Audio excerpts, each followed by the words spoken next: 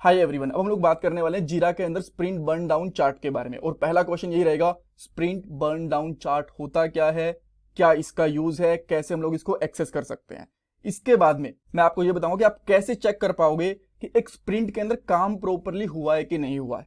एक ideal line होती है, अगर स्प्रिंट बर्न डाउन उसके आसपास बना होता है ना, तो मान लो कि काम प्रॉपरली हुआ है, अदरवाइज काम प्रॉपरली नहीं हुआ। तो आप ये कह सकते हो कि हम लोग ये चेक करने वाले हैं कि एक good sprint burn down chart कैसा दिखेगा। ये मैं आपको दिखा दूंगा एग्जांपल के साथ में।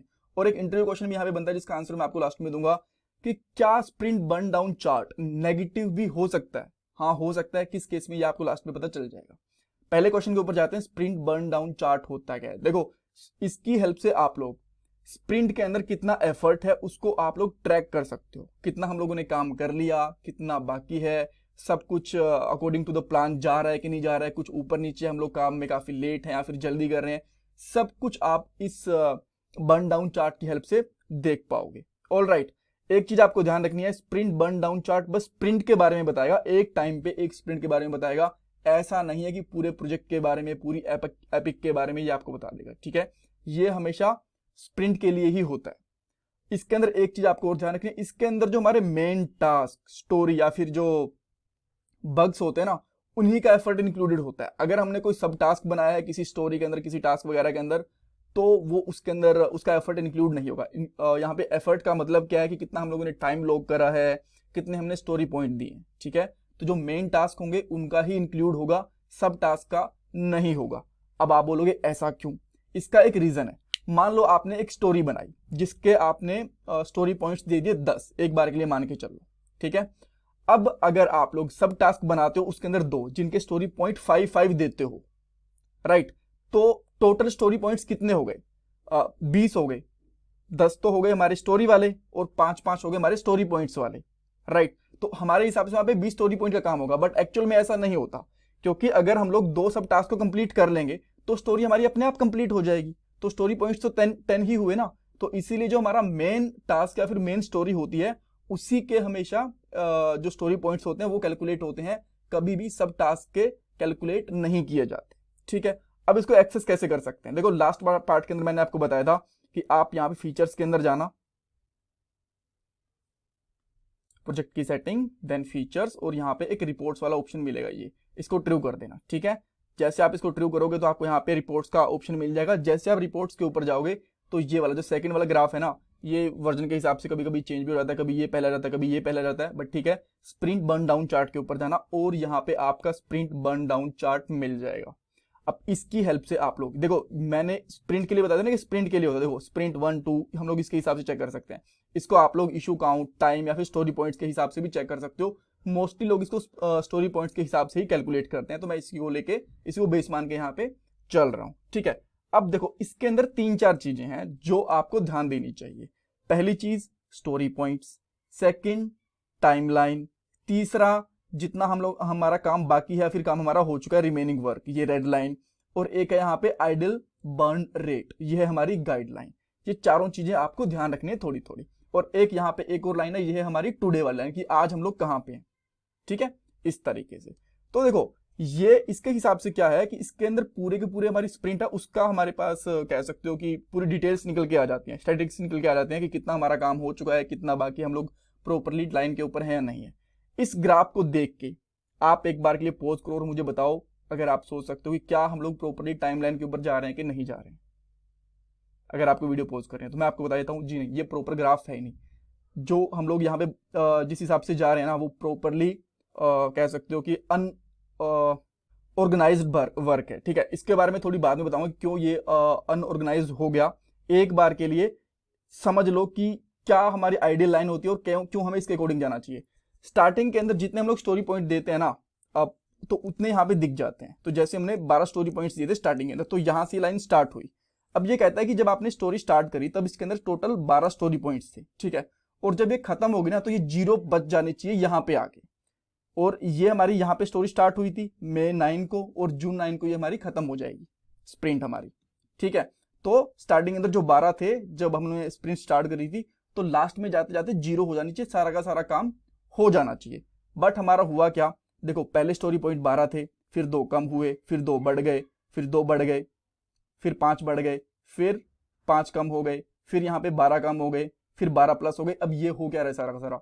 इसका रीजन ये है क्योंकि हम लोग जो हमारे टास्क, स्टोरीज, बग वगैरह हम लोगों ने बनाए थे ना, उनके ऊपर हम लोग रेगुलरली काम कर रहे थे, पढ़ रहे थे उनको, ठीक है।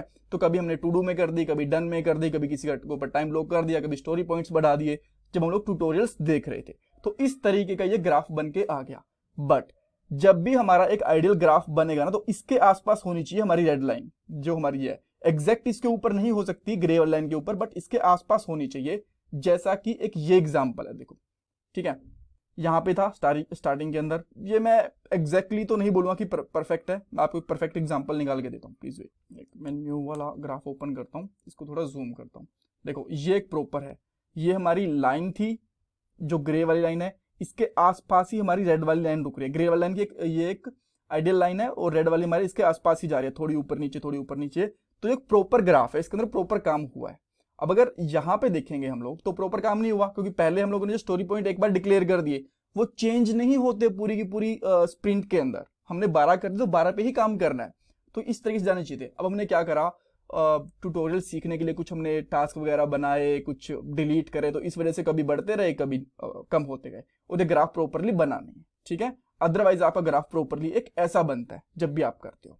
अब इसके अंदर होता क्या है, मान लो 12 स्टोरी पॉइंट्स हैं, मैं इसको लेके चलता हूँ, ठीक है। इसके यहाँ पे कितने थे, 17 स्टोरी पॉइंट्स, 18 स्टोरी पॉइंट्स दे रखे होंगे यहाँ पे। तो जैसे इसके एक टास्क कंप्लीट हुआ, थोड़ा और नीचे हो गया, फिर इसका टास्क कंप्लीट हुआ, फिर नीचे हो गया, फिर कंप्लीट हुआ, फिर थोड़ा नीचे हो गया। बिकॉज ये स्टोरी पॉइंट्स होते रहे ना, तो धीरे धीरे ग्राफ हमारा यहाँ पे 0 आ जाएगा। बर्न डाउन चार्ट ये हमेशा डाउन में ही जाता है, डाउन साइड में फॉल करता है, ठीक है।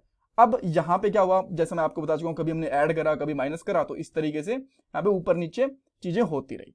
बट आपको एक दो तीन चीज ध्यान रखनी है कि जब हम लोग स्टोरी एक स्प्रिंट रेडी करते हैं, जितने उसके टास्क होंगे उतने ही रहते हैं, हम लोग कभी कम ज्यादा नहीं करते। ये हमेशा हमारा कह सकते हो एक अजाइल का रूल होता है। तो सब कुछ ठीक है, आपने ग्राफ देख लिया कि जितनी हम लोगों ने स्टोरीज बनाई उसके हिसाब से रेड लाइन होगी, और जैसे जैसे हम लोग हमारी स्टोरी पॉइंट यानी कि हमारी टास्क और स्टोरीज वगैरह कम होती जाएंगी, तो धीरे धीरे नीचे आता जाएगा ये ग्रे वाली लाइन के पैरेलली। ये चीजें समझ में आ गई। अब अच्छा, तो हम लोगों ने एक ये भी चीज समझ ली कि ठीक है, हम लोगों ने टास्क वगैरह बनाए होंगे, स्टोरी पॉइंट बढ़ाए होंगे, तो ऐसा हो गया। देखो यहाँ पे आप नीचे देखोगे, पहले स्टोरी पॉइंट 0 थे, हम लोग इसके 2 डिक्लेयर कर दिए, फिर 0 थे हम लोगों ने, फिर 2 डिक्लेयर कर दिए, 2 से हम लोगों ने 20 डिक्लेयर कर दिए, 20 से फिर 2 डिक्लेयर कर दी। ये हम लोगों ने करे ना कभी कभी टाइम पे, और ये कब कब करे हैं ये भी दिखा रहा है। जैसे कि यहाँ पे 5 कब बढ़ाए थे हम लोगों ने, 13 मई को, यहाँ पे दिखा रहा है। फिर हम अगर यहाँ पे आते हैं, 10 स्टोरी पॉइंट माइनस कब करे थे हम लोगों ने, 12 को, ठीक है।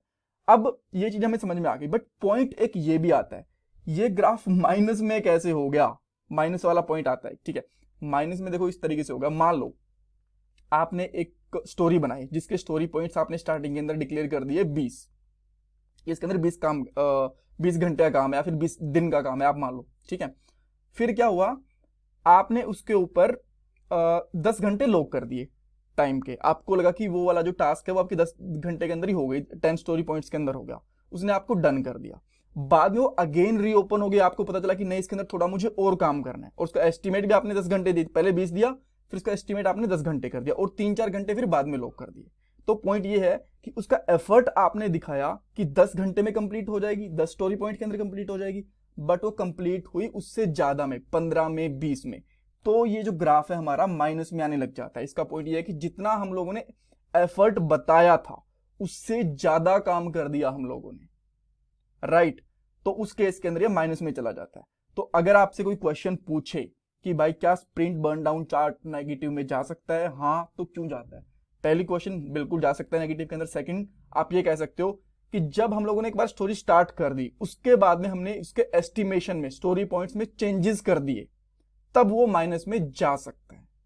ऑल राइट, और ये आपका ग्राफ इस तरीके का दिखेगा, एक आइडियल ग्राफ, ये मैंने आपको बता दिया और इसका भी मैंने आपको आइडिया दे दिया। कुछ कंफ्यूजन है, कुछ क्वेश्चन है तो मुझे कमेंट सेक्शन के अंदर पूछ सकते हो। And please don't forget to subscribe my channel, video को लाइक कर देना, कमेंट सेक्शन में अपना फीडबैक दे देना। कुछ डाउट है तो आप मेरे से इंस्टाग्राम के ऊपर भी पूछ सकते हो, और ये मेरा पेटीएम का डोनेशन नंबर है। Thank you guys.